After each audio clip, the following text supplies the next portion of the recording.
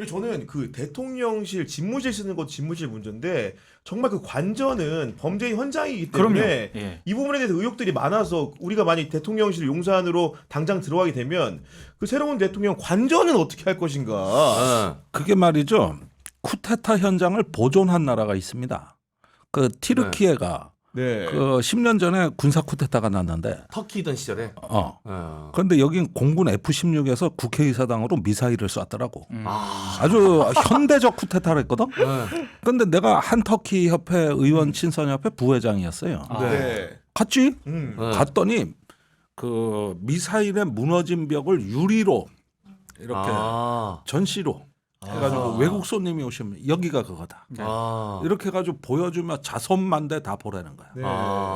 그 쿠데타 박물관이 됐더라고. 저 사실 다른 방송에서 음. 농담이 아니라 실제로 그 얘기를 했었거든요. 그러니까 관저와 관련해서는 워낙에 거기에 이렇게 범죄 현장이지 않습니까? 네. 그래서 충분히 조사를 하고 난 다음에 거기를 네. 일종의 박물관 비슷하게 만들어 놔야 된다. 네.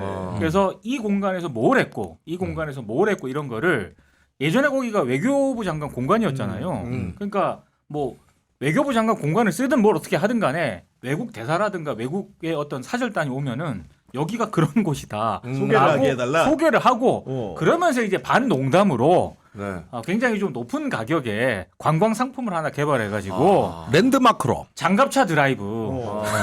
아니 근데 김건희가 했다는 우리가 그거. 어마이 드는 게 네. 일주일 동안 223톤을 계속 돌려야 되잖아요. 아 이제 그거는 시원하게 이제 재현하려면. 여기가 그곳이다. 재현 정도로만 하고 네. 그런 거는 박물관에서 역사로 남겨놔야 된다고 봐요. 저는. 아니 네. 우리가 사실은 윤석열 정부 초반에 사저에서 굳이 출퇴근하겠다고 하면서 많은 국민들이 출퇴근 시간에 정말로 이제 지옥 같은 네. 교통을 경험했기 때문에 새로운 대통령을 관저를 사실 잠자는 문제는 제가 봤을 때 아무리 머리를 써봐도 네. 집무실에 야전 침대 놓는 수밖에 없다 이런 생각 들거든요 지금. 예, 뭐 그렇게라도 국내지책으로도 해야 되는데 저는 하나의 한남동에서 용산에 있는 랜드마크를 만들어서 이게 바로 서울의 봄 박물관, 네.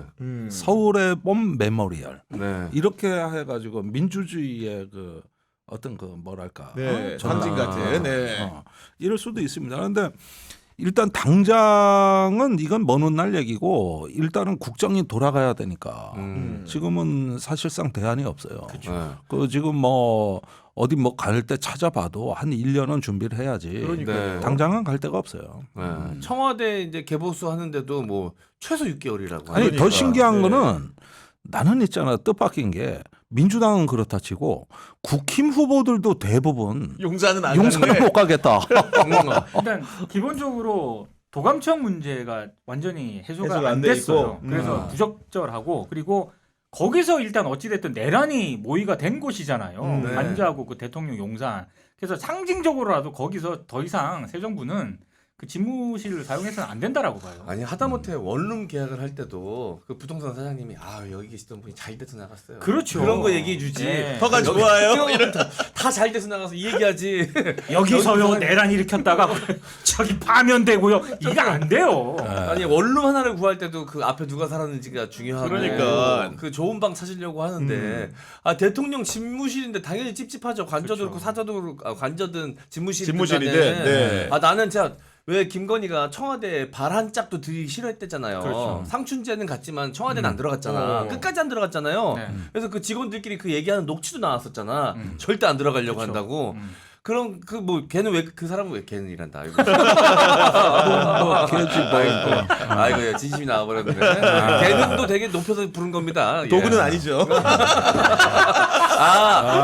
대피풀은 그죠? 대피풀입니다. 네, 네. 독 아닙니다. 예. 그 사람은 왜 그런지 모르겠 납득이 안 되지만 이번 관저와 집무실은 정말 나는 새 정권의 대통령이 들어가기 맞아요. 싫을 것 같아. 진짜 싫을 것 같아. 그런 심정이 너무나 저도 개인적으로 이해가 되고 어쨌든 간에 용산으로 옮겼던 목적도 국민과 소통을 좀 제대로 한번 해보겠다고 옮겼는데 도어 스태핑 깔짝 몇 번 하더니 안 와서 이렇게 후과를 치르고 있는 거 아니겠습니까 의원님? 그렇죠.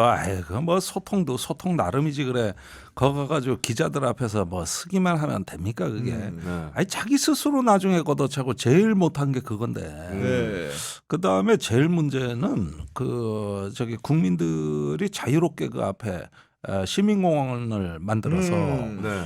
관람도 하고 대통령 가끔 보기도 하고 네. 시민들하고 어울리겠다 이거였었는데요. 네. 아주 도구 드림입니다. 됐고. 네. 그 환경 영향 평가가 아직도 완료가 맞아요. 그러니까 그 그냥 폐기물 위에다가 그냥 흙만 살짝 덮은 거잖아요. 그렇죠. 어린이 공원인데. 예. 네. 그 어린이 출입 금지입니다.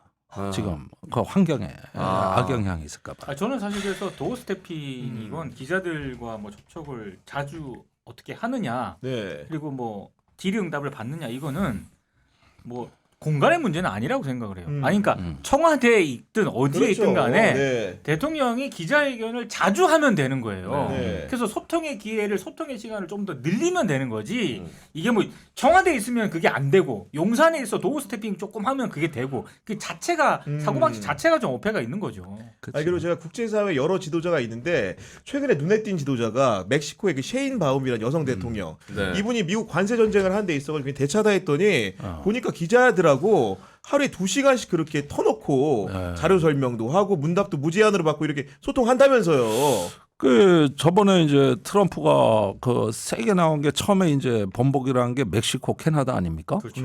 그때 대차게 붙어버렸죠. 아유. 그래서 그 여성 대통령이 아주 알고 봤더니 네. 진짜 정치를 잘하시는 분이더라고. 어. 근데 이분이 매일 아침 7시에 기자회견을 그러니까, 하는 거예요. 네. 매일 아침 7시. 전임 대통령 때부터 이어내려온 전통이랍니다 이게.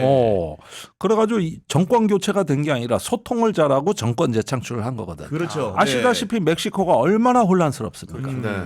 그런데도 이렇게 안정적으로 정권 재창출이 됐다는 거는 국민들 마음을 움직였다는 얘기거든요. 네. 그 첫 번째가 언론인 거거든요. 맞습니다. 네. 근데 이게 소통에 대해서 사람들이 착각하는 게 있어요.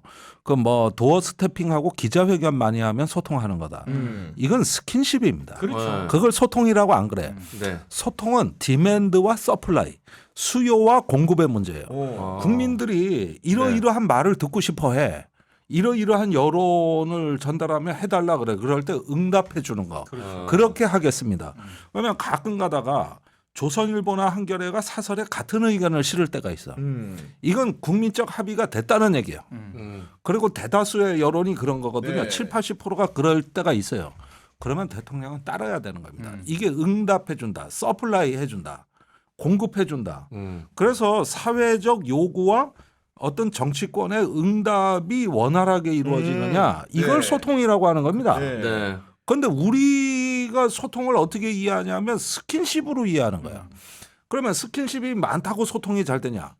난 맨날 나하고 술 처먹는 놈 있거든. 우리 대학 동기 고등학교 동창생. 맨날 싸워 만나면 근데 만나서 술 먹으면 먹을수록 이 새끼하고는 얘기가 안 통해. 내가 저 새끼 같이는 안 살겠다. 그러면 술 먹고 내가 소통을 한 걸까?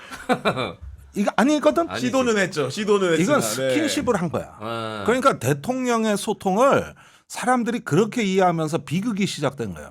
근데 멕시코 대통령은 그걸 한 게 아니라 진짜 국민들이 알고 싶어 맞아요. 하는 게 뭐고 네. 사회적으로 합의된 여론이 있다면 비록 내 평소 소신과 달라도 따라주는 겁니다.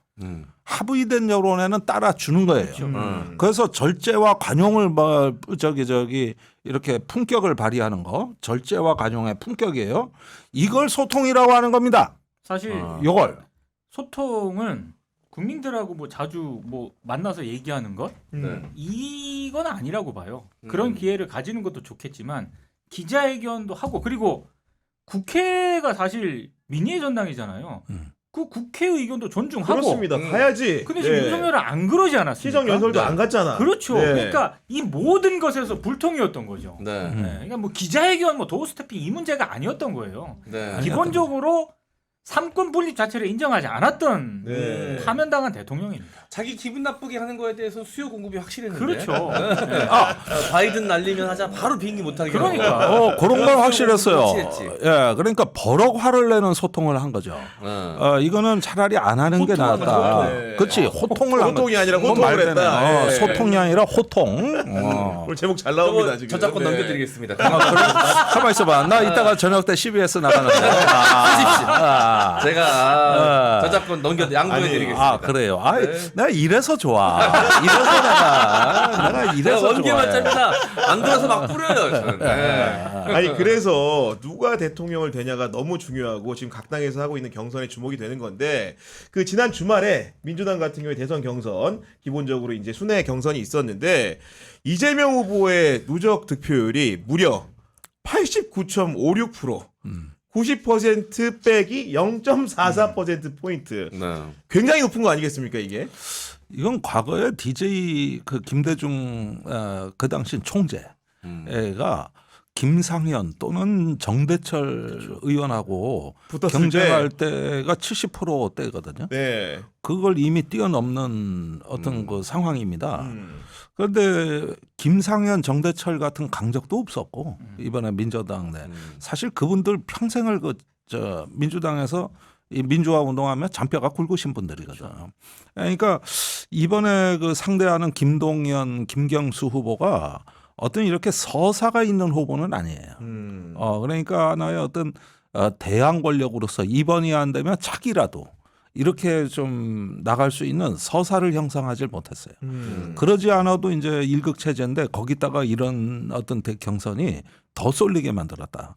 그런데 여기서 한 가지 이제 그 좀 희망적인 건 뭐냐면은 이 경선은 민주당 경선은 흥행이 안 됩니다. 아시다시피 이렇게 좀 너무 결과가 그렇죠. 분명해서. 네네.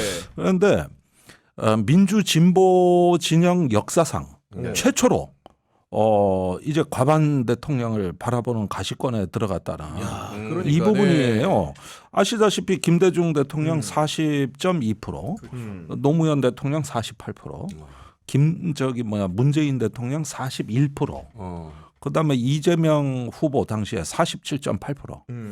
그러니까 50%는 한 번도 우리가 가보지 않은 그렇죠. 정말 새로운 세계거든요. 맞아요. 네. 근데 내란을 종식하고 민주주의를 견고하고 강하게 만들어서 새로운 나라를 만들 수 있느냐 여부는 이번 대선에서 경선의 몇 프로가 아니라 과반 본선에서? 대통령이 탄생하느냐 마느냐 네. 여기까지 기온이 이어져 나가느냐 네. 이게 이제 관건이 돼버렸어요. 아니 아닌 게 아니라 오늘 리얼미터에서 실시한 여론조사 결과가 나왔는데 차기 대선 후보 적합도 조사에서 이재명 후보가 50.2%를 얻어가지고 네. 어떻게 최초로 과반이 과반을 얻은 넘었어. 거 아니겠습니까 지금? 네. 다자 여론조사에서도 그러니까 네. 50%가 넘었고 삼자 대결 가상으로 한 것에서도 다 50%가 넘었거든요.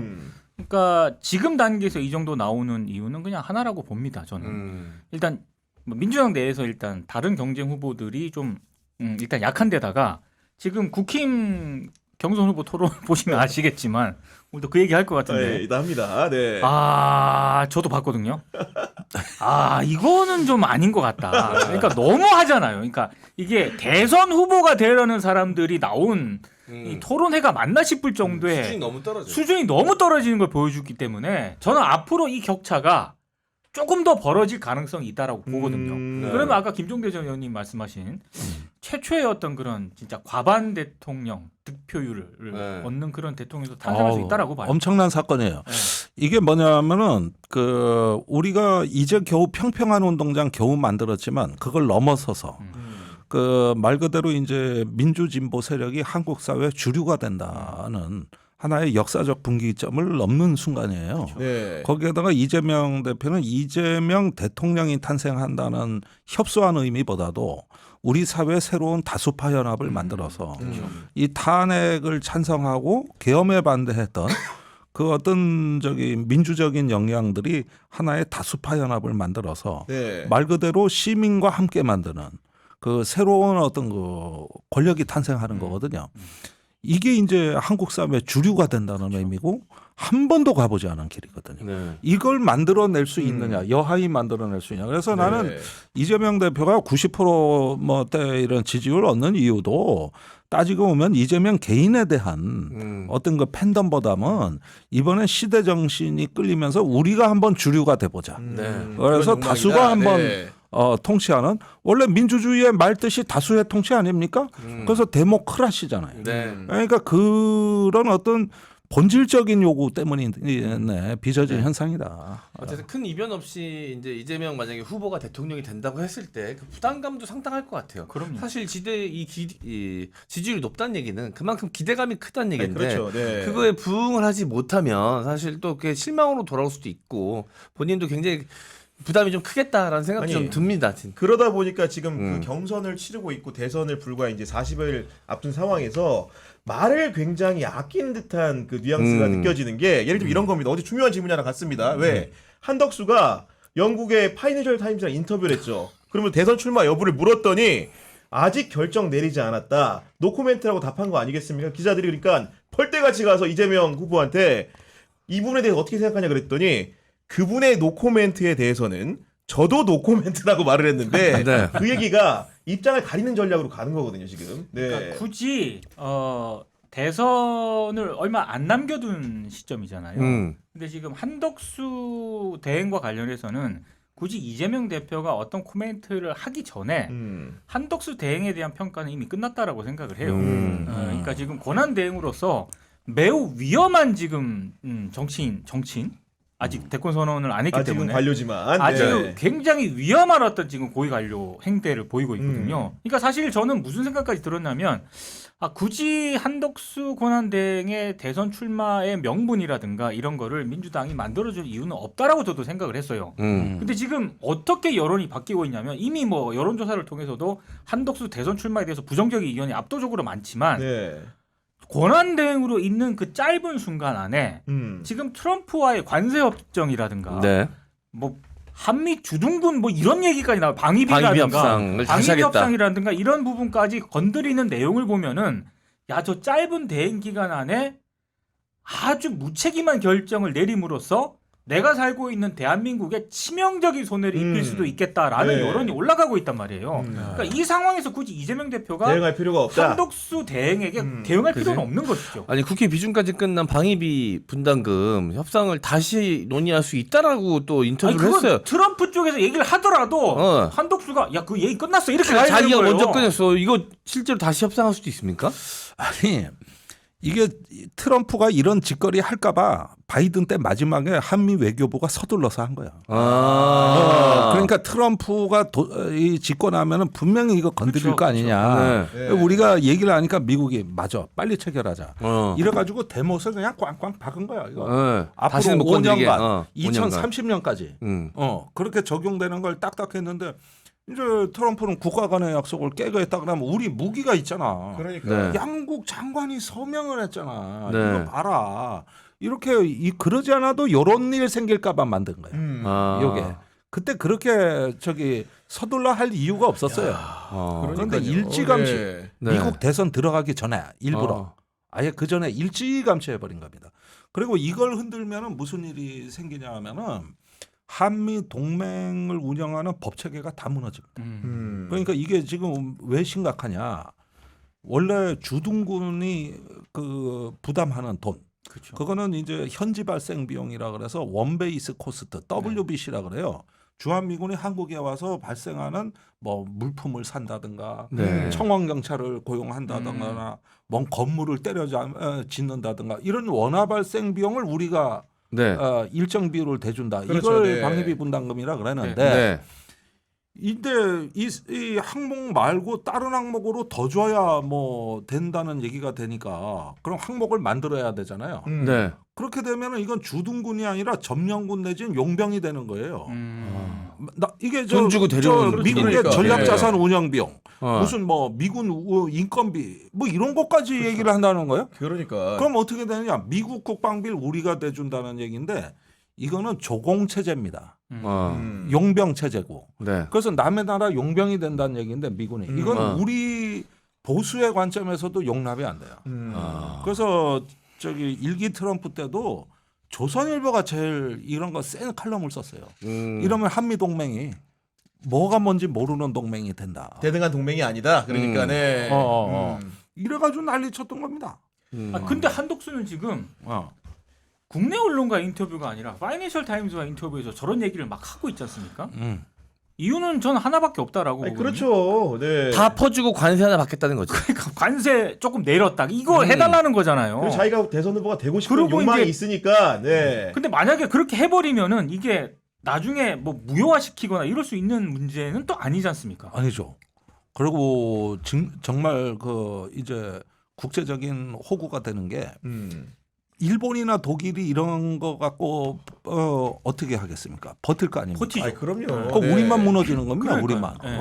완전히 이게 저기 뭐냐 그냥 간쓸게 다 빼주는 거예요. 이렇게 되면 앞으로 주한미군이 동북아에서 어떻고 또 전략 환경이 어떻고 세력 균형이 어떻고 뭐 이러면서 미군의 미래를 얘기해 보자. 원래 이런 사안을 야 무역 적자 얼마야? 방위비 늘려. 전혀 성격이 다른 그렇죠. 네. 걸로 해가지고 이걸 올려준다 이러면은 앞으로 어떻게 되겠습니까? 호주 같은 나라는 대미 무역 적자거든.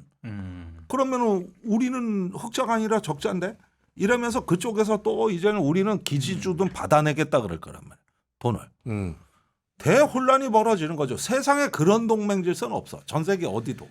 이게 뭐 완전히 네. 개판이 되는 거야. 개판. 저희가 지금 그 이재명 후보의 그런 여러 가지 대응을 얘기하다 여기까지 왔는데 기본적으로 이제 한덕수 그 권한대행 얘기들이 얼마나 얼처가 없으면 이런 부분에 대해서 무대응을 하겠습니다 이런 생각이 드는 것이고 그러니까 네. 이런 걸 갖고 외신 그러니까요. 인터뷰를 네. 했다 그러는데 아주 뭐 기절하는 줄 알았어. 좀 그렇죠. 기절할 아니, 뻔했다. 기절할 뻔. 그러니까 이재명 후보의 이제 본류의 모습으로 돌아와 보면은 참 신기했던 거는 통상적으로 출정식이라고 하죠.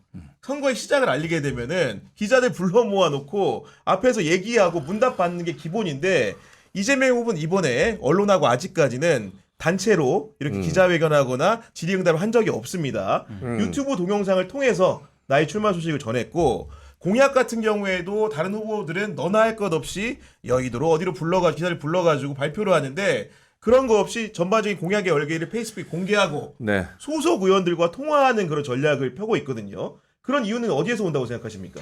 그러니까 일단 이재명 대표 자체가 굉장히 앞서가는 그런 분위기지 않습니까? 그러니까 조금 안정적인 어떤 그런 이미지를 좀 주려고 네. 하는 하는 것 같아요. 왜냐하면 어떤 정책이든 공약이든 지금 민주당이 가장 강조하는 그런 부분은 내란 종식이거든요. 그러니까 내란 종식이 최우선이고 아직까지 내란이 진행이 되고 있다라는 그런 전제 하에서 이제 기본적으로 대선 후보가 아직 결정이 된 건 아니지 않습니까? 그렇죠. 네. 그러다 보니까 그런 부분에 있어서 조금 이렇게 밸런스를 좀 맞추려고 하는 것 같아요. 근데 네. 저는 이재명 예비 후보가 만약에 이제 조금 있으면은 그냥 확정이 될 것 같은 그런 분위기인데 지금 득표율 네. 분위기로 들어가면 가다 보면 네. 그러면 그때 가서는 아마 조금 뭐 기자들이라든가 얘기를 좀 할 언론과의 것이다. 접촉도 넓히고 정책에 대해서 정확하게 또 좀 더 뚜렷하게 얘기를 하지 않을까 싶어요. 네. 지금은 굳이 이렇게 분명하게 얘기를 하는 그런 어떤 전략은 아닌 것 같아요. 어떤 전교 1등이 시험 전날 밤새입니까? 그러니까 컨디션 조절하고 컨디션 조절하고 체력 조절해야지. 지금은 이렇게 좀 어. 튀거나 네. 뭐 이렇게 하는 것보다는 전반적으로 이렇게 조금 아우르는 형태로 가는 것 같아요. 아니 그럼에도 불구하고 정책 단면을 보면은 눈에 띄는 부분은 뭐냐? 우리가 반면 교사라는 말이 있는데 반문 교사라는 표현을 누가 쓰더라고요. 문재인 정부 정책 중에서 잘못된 것은 반문 교사로 삼아서 우리가 보완한다. 이런 얘기 많이 들리거든 지금. 네. 그러니까 예를 들면은 그 부동산이라든가 어떤 그 여성 문제, 남북 관계 같은 경우는 다 시작은 좋았어요. 그렇죠. 근데 끝이 안 좋았다는 거거든요. 그럼 이게 왜 그렇게 되느냐? 저기 선한 의도로 시작했는데 세상의 복잡함을 이해하지 못해서 그 선한 의도가 악한 결과를 낼 그렇습니다. 수도 있다는 네. 집행 과정에서의 네. 문제였습니다. 의도는 다 선했어요. 네. 예컨대 부동산 같은 경우는 세금 문제뿐만 아니라 시장의 어떤 모든 사안하고 다 연결됩니다. 금융, 재정, 실물 경제, 그렇죠. 부동산 이런 데서 부동산 정책만 떼서 따로 뭘 한다? 그렇죠. 이 자체는 세상의 복잡성을 너무 단순화한 거예요. 그러니까 세금으로 어떻게 해보려고 그랬다고. 그러다가 어떻게 됐느냐? 정반대의 결과가 그렇죠. 네. 나왔다고. 그래서 교육 부동산에 관해서는 상당히 오히려 민주당 정부 때 불평등이 확산됐습니다. 네. 거기에다가 교육도 그렇습니다. 교육도 상당히 어떤 공정과 어떤 기회 평등을 외쳤음에도 불구하고 네. 실제로는 오히려 불평등이 심하고 노동에서의 비정규직 확산도 사실은 진보 정부가 원류라고 봐야 됩니다. 그건 네. 더 거슬러 올라가면 노무현 정부부터 시작되거든요. 그러면 선한 의도가 악한 결과를 낳았을 때 이제부터 정치는 결과에 책임을 지는 영역이기 그렇습니다. 네. 때문에 그게 애니싱번 문이 아니고 네. 그때 그 선한 어떤 그 의도를 잘못 관리했던 네. 어떤 이렇게 어떤 단순화시키고 단편화했던 이런 부분들에 대한 수정이어야 된다고 입체적으로 저는 분석을 생각을 해가지고. 해요. 네. 그러려면 어떻게 해야 되느냐? 정말 최고의 전문가들이 마음껏 일할 수 있는 이런 어떤 그 좋은 환경을 마련해주고 네. 정책이 탑다운식이 아니라 어떤 심사숙고돼서 심의된 이런 가운데 의사결정이 이루어져 정부 시스템을 바꿔주는 거예요. 네. 그렇게 하면서 과정이 이제 맥락이 이제 조금 더 살아날 수 있는 네. 이런 국정의 활기를 띠는 거. 네. 저는 그런 거라고 생각해요. 문재인 대통령이 다 잘한 것도 아니고 다 못한 것도 아니에요. 맞습니다. 네, 네. 아 부동산은 좀 뼈 아팠죠. 제 대표적인 피해자가 저 아니겠습니까? 그래요? 네. 초창 직전에 아파트 당첨이 됐는데 네. 큰 돈을 대출을 받아야 되는데 이제 대출 받아서 집 사던 시대는 끝났다. 네. 그래가지고 그냥 피 조금 받고 팔았어요. 당첨된 거를. 아이고. 야, 그 원래 아파트 가격보다도 더 비싸게 주고 그 아파트에 제가 전세를 들어갔습니다. 저희 어머니 속상하다고 제가 사는 집에 오지도 않았어요. 저 그쪽으로는 쳐다보도 안 아까 본다고. S&P 얘기도 하더니 귀야 재미 본 데가 어디야 도대체. 내가 원래 투자를 못하는 사람이다. 저는 부동산으로 이제 그렇게 돈 벌거나 이게 시세 차익을 보던 시대는 지난 줄 알았지, 끝난 줄 알았지. 근데 최대치로 올랐습니다. 문재인 정권 때. 아니 근데 그 문재인 정부와의 차별화라는 게 지난번에 싱크탱크라고 하는 성장과 통합 있잖아요. 그쵸. 거기 출범식을 했는데 네. 그 영상을 보다가 많은 사람들이 놀란 게 그 앞에 있는 민주정부 소개를 한 겁니다. 김대중 전 대통령을 평화통일의 나라를 만든 분이다. 노무현 전 대통령을 정의로운 나라라는 문구와 함께 소개를 했는데 갑자기 문재인 없이 이재명으로 바로 갑니다. 성장과 통합의 나라. 사실 이런 게 어떻게 보면은 우리가 과거의 이게 정치 공학으로 생각을 해보면은 뭐 예를 들면 친명, 비명, 뭐 예를 들면은 친문, 비문 이렇게 돼야 되는데 그 당원들이 30% 정도가 포션이 친문 당원이 있음에도 불구하고 사실 경선 결과는 굉장히 압도적인 이유 뭐라고 좀 생각하십니까? 그러니까 기본적으로 지금 김경수 전 지사만 하더라도요. 친문의 어떤 그런 당원들, 친문을 지지하는 그런 세력들이 김경수 전 지사를 압도적으로 지지할 거라고 많은 언론들이 예상을 네. 하지 않았습니까? 근데 이미 이번에 경선에 들어가기 전부터 김경수 전 지사하고 친문 쪽이 일정 부분 거리를 둔다라는 이미 얘기가 들어갈 나왔거든요. 때부터. 예. 네. 그래서 예전에 친문의 어떤 그런 지지 세력이 김경수 전 지사를 강하게 지지하거나 그러진 않고요. 실제로 김경수 전 지사의 행보를 보더라도 친문의 어떤 행보와는 조금 다른 길을 걸어가고 있습니다. 기대서 하는 게 아니다. 예. 네. 그렇기 때문에 지금 어떤 그런 분위기가 음. 지금 방금 말씀하신 구경 기자가 얘기한 그렇게 나타나고 있는 것으로 보여요. 그러니까 예전의 친문이 어떤 구심력이라든가 이런 걸 작용할 만한 어떤 세력을 형성하지 네. 못하고 있다라고 저는 그렇게 개인적으로 판단을 하고 있습니다. 네, 민주당 어쨌든 경선이 흘러가고 있고 상대당인 국민의힘도 경선을 진행 중에 있는데 거기 후보가 또 많습니다. 8명이나 맞죠. 되는데 네. 우리 김조대 의원님 사전에 여쭤봤더니 토론회를 잘 안 보신 것 같지만 굳이 본 입장에서 제가 설명을 좀 드리면은 네. 정말로 실소가 나오는 장면들이 많았는데 네. 일단은 그 어제는 비조 토론회를 한 거죠. 죽음의 조라고 불리는 나경원, 홍준표, 한동훈, 이철우 네. 4명이서 모여서 토론을 했는데 젊고 참신한 대학생 사회자가 나와가지고 밸런스 게임이라는 걸 밸런스 시도를 게임. 했거든요. 제가 의원님에게도 한 질문 똑같은 질문 한번 드려보겠습니다. 안 보셨다고 하니까 밸런스 게임이라는 거는 제가 드리는 보기 중에 네. 양자택일을 하는 겁니다. 무조건 네. 하나를 골라야 돼요. 질문 먼저 드립니다. 다음 중 하나만 골라서 다시 태어나야 한다면 이게 질문입니다. 1번 바퀴벌레로 태어나기 2번 자동차 바퀴로 태어나기 하나 둘 셋. 내가 아니 예를 들면 소고기 등심을 먹을래 곱창을 먹을래 뭐 좀 이런 질문. 네. 아니, 그러니까 뭐 재치 이것도 쉽지 않은 대답이. 아니 뭐 개그맨 시험도 아니고 재치를 테스트하려고 그런 건지 왜 이런 질문 하는지 모르겠는데 국민의힘 후보들이면 1번은 벌써 한 거 아닌가? 바퀴벌레 근데 저는 사실 홍준표 후보하고 가운데 들었잖아. 나경원하고 네. 불만 표시하면서 나경원 후보는 대답을 안 했잖아요. 어. 근데 한동훈 후보가 바퀴벌레를 선택을 하고 바퀴벌레 난다고 썼다.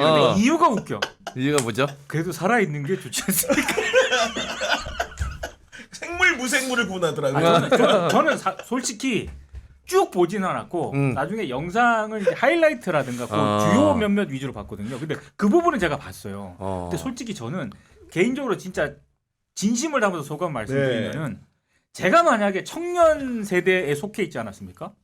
완전히 모욕당한 느낌을 받았을 것 같아요. 그래. 이거 청년은 모욕하는 거예요. 이따위 질문이 청년 질문이라 갖고 와. 이게 청년들이 좋아할 거라고 지금 만들어낸 거 아니야. 그러니까. 아유 진짜. 그러니까 그래도 살아있는 게 좋지 않습니까? 좀 빨리 얘기했나요? 좀 빨리 얘기했어. 그거는 아, 빨리 그래요? 얘기했어요. 빨리 제가 얘기했어요. 봤는데. 그래도? 네. 아니 근데 살아있는 저는 게 좋지 않겠습니까? 아니 그렇게 안 했어. 이렇게 안 됐어요? 아니 빠르게 얘기를 했는데 저는 그것도 그래요. 일단 질문 자체가 너무 황당해서 답을 못하는 측면을 이해하면서도 사실은 그 형식에 사실 존중이 있어야 되기 때문에 그러니까. 뭐 하나 들어야 되지 않겠습니까? 우리 홍준표 후보 끝까지 가운데로 두고 하나를 택기를 요구하는데 자기는 못 택한답니다. 아, 근데 그 홍준표 네. 후보는요. 심지어 반말로 했어요. 반말로 했는 반말로 거예요? 했어요. 나경원 의원은 그래도 존댓말을 썼어요. 네. 근데 홍준표 후보는 반말을 하더라고요. 아니, 저는 밸런스 게임을 만약 했다고 하면 이런 질문 드릴 것 같아요. 둘 중에 하나 고르셔야 됩니다. 술 안 먹는 윤석열, 술 먹는 한동훈. 뭡니까? 예. 이거 밸런스가 좀 좋다. 그건 둘 다 제정신이 아니야. 그러니까 이게 그거 원래 어떻게 살아 미치지. 고르기 힘든 게 이 밸런스 그렇죠. 게임의 원래 묘미예요. 우리 민주당도 고를 수 있을 것 같은데요. 예. 못 골라요. 못 골라요? 그걸 어떻게 우리 골라? MC 장원이군요. 대통령을 만약 뽑는다면 뽑는다면, 네. 진짜 와. 너무 어려워 이거. 나라가 망해. 이씨. 이거 술 먹는 골랐다가. 한동훈. 술 먹는 한동훈. 왜 그런 겁니까? 술 먹는 예. 한동훈. 왜요? 네. 그냥 해봐야 그냥 자기 허세만 부릴 것 같아. 실제로 뭘 못하잖아요. 안주로 새우깡? 아니, 안전 조리퐁. 그냥 뭐 이렇게 인터뷰하면서 멋있는 척하고 이런 거 보기가 힘들겠지만 네. 윤석열처럼 실제로 뭘 망가뜨리는 건 좀 덜 할 것 같아. 그런 의미에서. 네. 아. 저도 사실 개인적으로는 비슷한 생각입니다. 솔직히 말씀드리면 출제자 입장에서 말씀드리면은 그런 상황인데 또 MBTI라는 걸 이제 보통 이 젊은 세대들이 많이 한다고 하니까 이렇게 물어봤는데 이것도 A조, B조 토론 나눠서 하지 않았습니까? A조 후보들한테 물어봤더니 4명 중에 3명이 ENTJ라고 됐는데 이게 뭐냐? 대담한 통솔자라는 분류여서 대체로 리더십 있는 사람을 표현할 때 쓰는 MBTI의 뭐라고 해야 됩니까? 지수라고 해야 뭐라고 해야 됩니까? 네. 이런 건데 다들 마치 짠 듯이 또 그걸 되는 거야. 그러니까 이게 혹시나 이거를 미리 다 이렇게 정해놓고 온 거 아니냐라는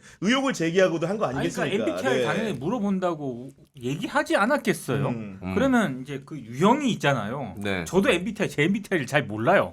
그 중에 가장 그래도 괜찮은 거 네. 그걸 찍어오지 않았을까 싶긴 하거든요. 실제로 다 조사를 했을까요? 네. 저는 그 부분에 있어서 강력한 의문을 제기하는 바입니다. 아니 그런데 이런 얘기들이 경선 토론에서 나왔단 말이에요? 그게 진짜 아니라 나왔어요. 안 보셔서 모르는데. 그 뭐 하는 게 뭐 소개팅 하는 자리야 뭐야 그게? 아니 그리고 이제 저는 이것도 그랬어. 우리 홍준표 후보가 네. 한동훈 후보를 조지려고 했으면 차라리 정색하고 들어와서 그쵸. 진짜 머리 생머리냐 아니냐 직선을 해야 되는데 처음에 키높이 구두 질문하지 않았습니까? 네. 키도 큰데 왜 키높이 구두를 신으시냐? 신냐? 그러니까 이제 거기에 대해서 이제 반응이 당연히 유치하다고 했나요? 네. 네, 그런 유치하는 반응이 유치하다고. 돌아오니까 이제 그 뒤에 질문들을 제대로 못한 거예요. 그러면서 이제 생머리냐 보정 속옷을 입었느냐 이 문제에 대해서도 자기가 유치하다고 단정을 지으면서 질문을 제대로 못하고 마감을 하는. 그러니까 네. 물론 그런 질문을 할 생각을 한 것 자체가 유치하다고 할 수 있지만 네. 할 거면 제대로 했어야지. 그죠? 제대로 하든가. 예. 그러지 않습니까? 저는 예. 그래서 어그로를 끌 거면 차라리 질문을 했었어야지. 그러니까 아니 근데 저는 네. 그게 일단 두 가지 문제의식을 크게 수준이 낮아요, 느꼈어요. 근데. 하나는 이것도 청년 팔았어요. 맞아. 그 청년 무슨 홍 후보 온라인 소통 플랫폼 거기서 청년의 꿈이라는 곳이거든요. 거기서 이 질문을 꼭 해달라고 했다는 거예요. 맞아. 와. 네.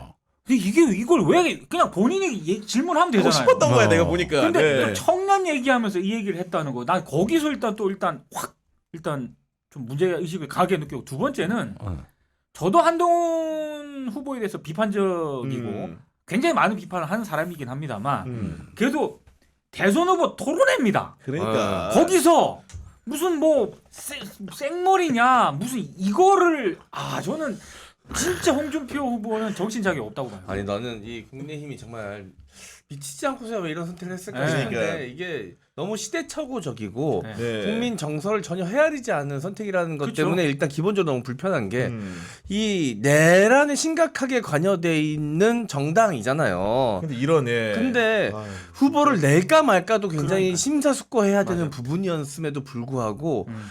후보를 냈고 그거를 이렇게 축제 방식으로 예능처럼 진행을 그것도 한다. 말장난하고. 말장난하고 이런 말도 안 되는 질문 해가면서 이 국민의 심기를 너무 건드리는 거예요. 이게 불편하게 그러니까 하고. 이게 꼰대 경연장이 돼 버렸다고. 그렇지. 어. 들통나버리 꼰대라. 그렇지. 다 네. 오히려 더 청년들이 보기에는 웃기는 꼰대들이네. 그러니까. 이게 오히려 네, 정체가 그거 맞죠. 나타난 네. 거죠.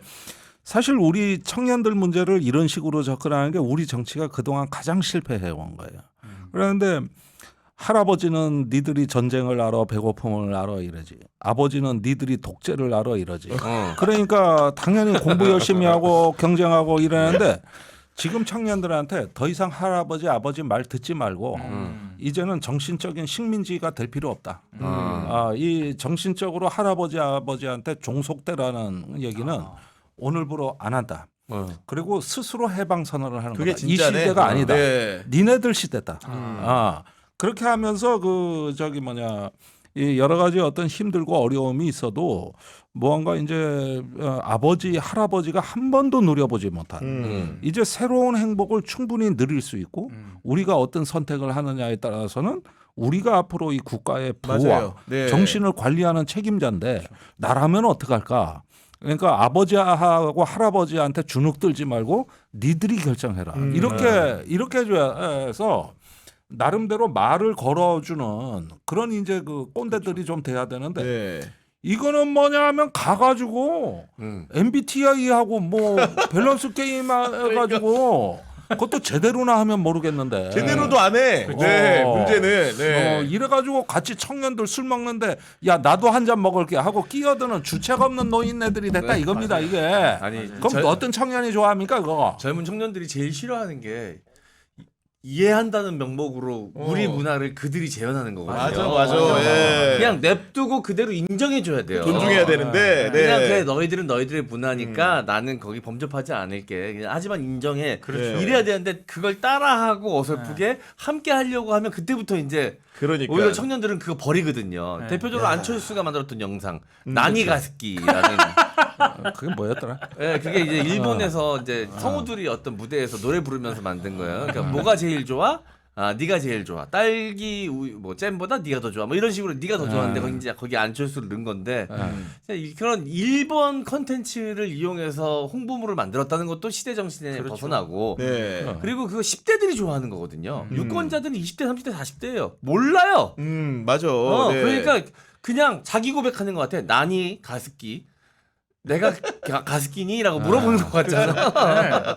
되게 어색했어. 아니 그래서 안티팬이 만든 영상인 줄 알았는데 그거를 캠프에서 만들었더라고요. 아니, 그러니까 그런 현상이 나오는 거야. 20, 30대 청년들이 유행하는 옷을 중장년층들이 그냥 무대뽀로 입으면 네. 그게 어울립니까 그게? 추하죠. 추하죠 그거는. 그러니까 이게 보면은 역시 여권이 정신 못 차렸다는 게 아까 이제 백일하이 드러나는 것이고 그 한덕수 후보 추대위라는 걸 발족을 한다는 보도가 나왔답니다. 데일리안이라는 매체가 보도를 했는데 거기에 추천인들의 인사들이 누가 있을 거 아닙니까? 어떤 사람이 한덕수를 민다. 1번 손학규, 2번 이낙연, 3번 고건이 들어있다는 소문이 있다는데 우리 청년들이 이런 세 분이 이렇게 추천하신다고 하면 선투표를 찍어줄까요, 의원님? 네. 어떻게 생각하십니까? 네. 가만히 보니까 앞에 손학규 이낙연의 공통점이 있네. 이준석의 밥이었지. 청년의 밥이었네, 그렇죠. 예. 그러니까 자기 큰아버지 뻘되거든 이준석의 네. 그건까지 하면은 그 아버지 뻘들보다 더 높아요. 근데 하루아침에 바보 만드는 주특기를 이준석이 갖고 있잖아 또. 그 이준석한테 당하신 분들이 다 모이셨네. 네. 저 뭐래도 안 되는 정신사납자. 지금 이낙연 고건 우리 청년 2030이 고건 누군지 알까요, 솔직히? 네. 내가 봤을 때 저기 이제 그 반기문 들어가면 절대 반지 다 모으는 겁니다. 절대 반지 다 먹었지. 맞아. 뭐래도 안 되는 사람 다 모이는 거예요. 그렇죠. 이번에는 꼭 돼야 된다면서 그죠? 뭐래도 안 되는 절대 반지 다 모으는 겁니다. 야, 그것도 그건데 또 지난 주말에 나왔던 소식 중에 정말 뜨악했던 거는 그 김계리 변호사, 배희철 변호사도 청년팔이 열심인데 네. 그렇지. 심지어 윤석열하고 밥 먹고 사진까지 찍어서 올렸습니다. 그렇지. 지금 의원님. 그것도 봤어요. 네. 그러면서 이제 계속 뉴스를 만들어내는데 참 어떻게 되면은 국민의힘 경선에 완전히 찬물을 뿌리는 거거든요. 근데 더 엽기적인 건 정광훈 목사입니다. 그러니까 대선 출마하겠대 아예. 자기가. 8명은 안 된다. 뭐라 그러냐? 네. 차라리 이재명을 당선시키지. 국민의힘 저 8명은 안 된다. 차라리 이재명이 낫대. 그래서 차라리 자기가 이재명. 나오겠답니다. 그래서 윤석열을 모시겠대 자기가.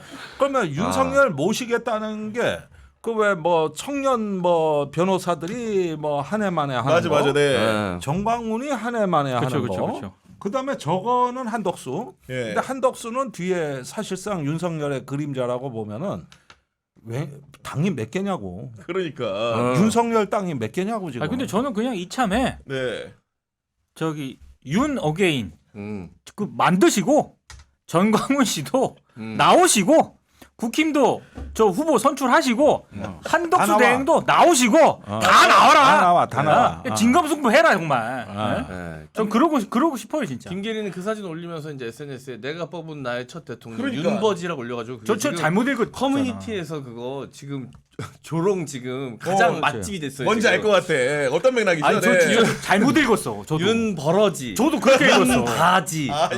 그 외에 얘기할 수 없는 여러 가지 것들이 있습니다 지금. 아니 그리고 저는 이 문구를 보면서 황당했던 건 뭐냐면은 그 같이 찍은 배희철 변호사도 네, 77년생이고 네네. 김계리도 80년대생 아닙니까? 그렇죠. 그런 상황인데 내 손으로 뽑은 나의 첫 대통령이래. 그러니까 그럼 그 전에는 선거를 안 했거나 아니면 적어도 이명박 박근혜를 안 뽑은 게 됩니다. 그렇죠. 이런 사람이 윤석열 얘기를 하니까 너무 웃긴 거야 나 그 이게. 나이가 네. 40살이야 40살. 40대 그러면 초반이야. 진짜 말이 안 되는 거예요. 말이 안 되잖아요. 그래서 뭐 이제 네. 뭐 청년들한테 이제 첫 대통령이 윤버지. 아 그런 식이다. 그런 식이다. 예. 뭐 이렇게 그럴 수도 그래서 있고 그래. 그 전에는 계몽이 안 돼가지고 대통령을 뽑을 줄 모르는 거야. 계몽 전에는 해몽이 안 된 거구나. 그때는 계몽주의 이전 시대잖아. 그렇지 그렇네. 아. 근데 아예 그거 출범 리셋을- 이전이라. 그렇지. 리프레시를 했구나. 자 이제 이런 상황에서 윤석열 피고인이 드디어 법정에서 이제 있는 모습이 사진으로 언론을 통해 공개가 됐는데 여느 때와 다름없이 남색 정장에 붉은색 넥타이 2대8 가르마를 하고 나타났습니다. 근데 제가 오기 전에 이제 그 기사 문구 스케치를 하지 않습니까? 법정에서 그걸 봤더니 이렇게 됩니다. 재판이 시작되자 윤석열 전 대통령은 눈을 감았다. 이후 증인신문이 진행되는 동안 아무런 말도 하지 않았다. 눈을 감은 채 꾸벅꾸벅 조는 모습이 여러 번 포착됐다. 완전히 잠에 빠지듯 얼굴이 책상 앞까지 떨어지자 고개를 들어 자세를 고쳐 앉기도 했다. 굉장히 생생하거든요. 어떻게 들으셨습니까? 네. 저는 일단 나중에 법을 개정해서라도요. 진짜 개인적인 네. 생각입니다. 적어도 전직 대통령과 관련된 형사재판이라거나 내란 외환죄와 관련한 형사재판이 진행이 된다. 네. 그러면 그거는 생중계를 법으로 규정해야 된다. 의무자라고 왜냐하면 네. 이 장면들을 우리가 지금 현장에 있는 기자들의 어떤 그 기사 형태로밖에 못. 의존해야 돼. 네. 근데 이거를 직접 보는 거하고요. 이게 정말 네. 다르거든요. 그리고 정말로 생중계가 되면은 저는 아무리 윤석열이라지만 저런 행동은 못 한다라고 봐요. 네. 안 하기 때문에 저는 저런 행동 가능하다고 봅니다. 그러니까 입장하는 것까지만 하고 나갈 때도 피식 웃었어요. 네. 그러니까 중계 안 하더라고요. 원래 그랬나요? 개판 내용은 원래 원래 전직 대통령들 네. 재판은 생중계 안 했던 것 같아요. 헌법 그건 안 재판은 했죠. 했는데 네. 형사 재판은 안 했습니다. 네. 예, 우리가 뭐 이명박 박근혜 때도 보면 촬영 정도는 했고. 그렇죠. 그런데 네. 다 묶여서 들어왔거든요. 그러니까요. 자유롭게 들어온 건 저게 처음이에요. 그래서 이런 것들 보면은 많은 일단 특혜와 존중, 뭐 예우 이런 것들이 분명히 있는 거거든요. 근데 내란 외환은 다르죠. 그렇죠. 아니, 그러니까. 이거는 긴장감은 좀 이제 있어야지. 왜 그러냐면은 네. 이거는 개인 비리나 부패가 아니고 국가의 국기가 흔들렸던 그렇습니다. 사안이기 네. 때문에 윤석열이 문제가 아니라 이 역사적 사건에 대한 네. 그 국민의 어떤 알 권리 그렇죠. 전 세계가 다 봐야 돼요. 예루살렘의 아이만 어땠습니까? 이스라엘에서 그걸 생중계로 다 하고 네. 그때 한나 아렌트라는 정치학자가 가서 그렇죠. 재판기를 쓴 거 아닙니까? 네네네. 그게 오늘날 세계적 명저가 된 거예요. 맞습니다. 네. 그런 자산을 남겨야지. 네. 일단 윤석열은 포토라인부터 세우면 좋겠습니다. 네. 음. 다음번에 이제 수사를 또 받게 되면 당연히 세워야 되고 그리고 저는 이게 일주일마다 한 번 재판 열리는데 그래도 자기가 전직 네. 대통령이면은 일말의 긴장감 있는 표정이라든가 그렇죠. 졸더라도 한 번씩 졸아야지 이렇게 계속 이렇게 국민들이 뭐 무슨 생각하겠습니까? 솔직히. 네. 네, 자꾸 이런 게 나가면 나갈수록 국민의힘 경선판은 이제 밸런스 게임밖에 할 일이 없어요. 어떡할 거야? 아직도 윤석열 기사가 나오니. 그러니까요. 누가 경선된 후보들 정책이 뭐고 비전이 뭐고 공약이 뭔지 누가 보겠습니까? 네. 윤석열 기사가 앞에 딱 가로막고 있는데 차라리 뭐 민주당으로서 나쁘지도 않아요. 선거 계산만 네. 한다면. 알겠습니다.